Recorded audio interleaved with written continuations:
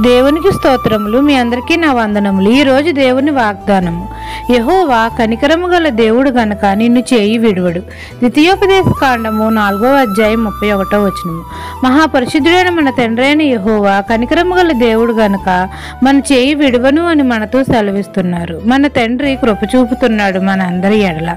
మనం అందరము ఆయన మార్గంలో నడుచుటకు, మనకు బోధించుటకు ఆకాశం నుండి తన స్వరమును మనకు వినిపించ చేస్తున్నాడు. అగ్ని మధ్య నుండి మనతో మాట్లాడుతున్నాడు. ఆయన కట్టడలను, త్రోవలను మనకు నేర్పుతున్నాడు.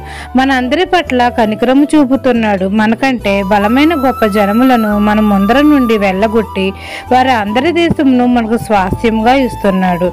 మన అందరి పట్ల కృప చూపి అనేకమైన మేలులతో మన హృదయములను తృప్తిపరుస్తున్నాడు. మన దేవుడు మన చెయ్యి విడువడు, ఎడబాయుడు. మన దేవుడైన యెహోవాను మనమందరము పూర్ణ హృదయంతోనూ పూర్ణ ఆత్మతోనూ వెతికినప్పుడు ఆయన మనకు ప్రత్యక్షమవుతాడు. మన యందు కనికరం చూపుతాడు. ఈ దిన వాగ్దానం మీ నా జీవితంలో నెరవేరాలని కోరుకుంటూ దేవుని సువార్త పరిచర్యలో మీ సహోదరి. ఆమెన్.